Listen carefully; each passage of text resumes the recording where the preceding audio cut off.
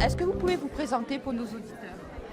Alors, je m'appelle Dany Frisa, je suis artiste peintre et je suis présidente de l'association ABC des Arts.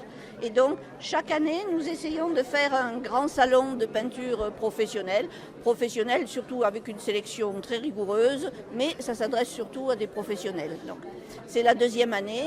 C'est vrai que cette année, le niveau de peinture est excellent. Il y a beaucoup plus de peintres qu'à l'accoutumée.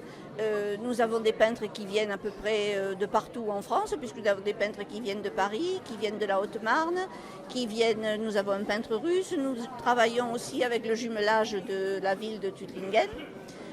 Donc il y a des peintres allemands, il y a quand même beaucoup de peintres et de sculpteurs. Faut dire que cette année nous avons aussi adjoint la photographie. Donc le salon comme ceci est beaucoup plus complet. Voilà. Et vous-même, qu'est-ce qui vous a amené à l'art?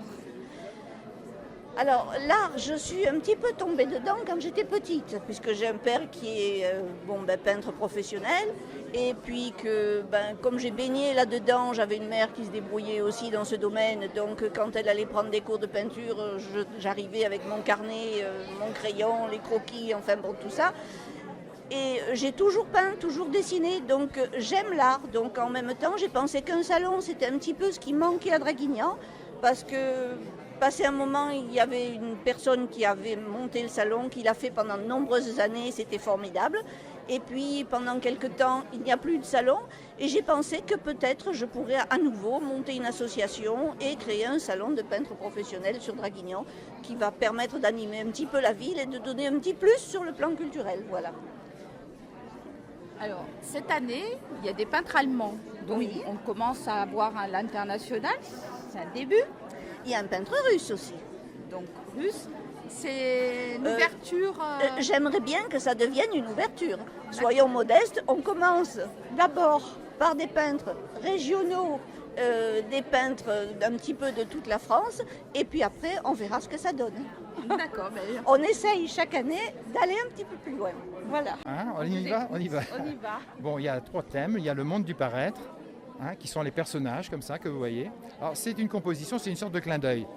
C'est-à-dire que c'est une composition un peu comme on pourrait faire au 15e. On peut imaginer le Christ avec les apôtres à côté, et puis par exemple la distribution de la multiplication du pain, le changement de l'eau en vin, etc.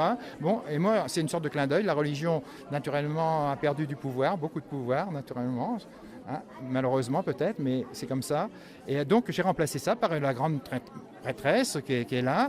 À la place des apôtres, c'est un petit peu les fans. Et à la place du pain et du vin, il y a les chaussures, il y a les crèmes anti-rides, il y a toutes ces choses-là qui sont là. Et vous voyez, en même temps, si on regarde bien de près, vous verrez tout un monde parallèle de petits elfes qui se baladent dans le tableau, qui racontent une autre histoire parallèle à ça.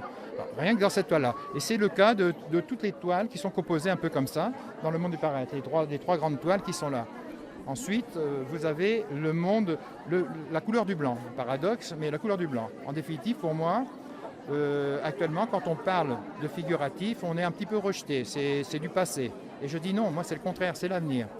Et pour étayer un petit peu ce que je viens de dire, je mets toujours un sujet moraux qui me plaît, mes sujets principaux, notamment la femme, mais à la place de les mettre dans un environnement qui est le mien, je laisse le blanc derrière, je laisse le spectateur décrire sa propre histoire dessus. Voilà, ça c'est le deuxième thème. Et puis le monde des graffitis, qui est simplement un témoignage de notre époque, avec des personnages de notre époque, comme ça dessus. Voilà en gros un petit peu ce que je vais présenter. Et là, c'est bien, il y a un salon qui est d'un bon niveau, mais naturellement, ce que je voudrais, ce qui serait intéressant, c'est que les salons, c'est d'arriver à avoir des peintres un peu plus forts, un peu avec une personnalité, une écriture bien assise, pour venir s'additionner avec, de manière à... Et après, les peintres de discuter entre eux pour promouvoir, pour s'élever un petit peu, parce qu'il y a un tas de personnes qui pourraient faire des choses extraordinaires, ça tient peut-être qu'à quelques mots, s'il y avait mieux, vous voyez, d'orientation, et on pourrait faire des choses formidables. Donc, c'est voilà un petit peu ce que je pense de l'exposition. Merci beaucoup. Je suis en train d'exposer dans cette exposition qui est fort sympathique et qui regroupe pas mal d'artistes de différentes sensibilités, ce qui, ma foi, est très intéressant. Voilà. Moi, c'est du figuratif, des personnages, des portraits et des fois des paysages. Là, j'ai mis un paysage à l'huile. Alors, disons que je suis peintre plasticienne.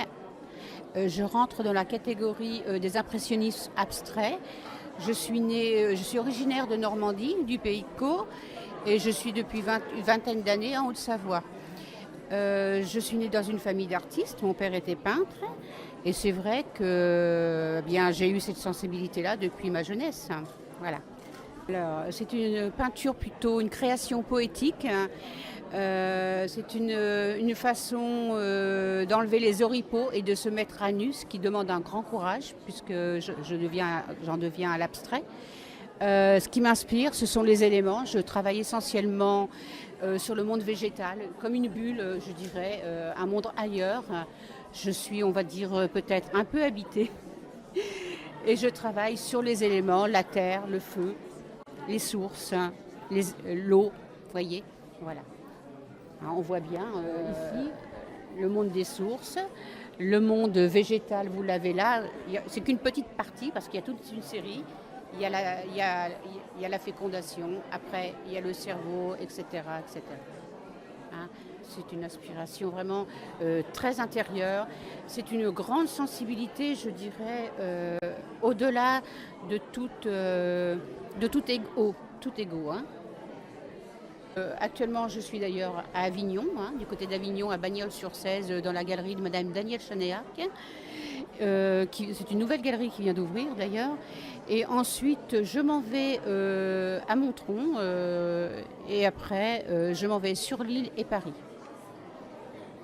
Oui, bonsoir, je suis le lieutenant-colonel Philippe Guyot, conservateur du musée de l'artillerie de Draguignan. Et j'ai eu l'honneur de faire partie du jury ce matin. Et donc, naturellement, j'honore la présence du jury en étant ce soir au vernissage. Qu'est-ce que vous pensez du vernissage avec toutes ces œuvres qui sont magnifiques les unes des autres?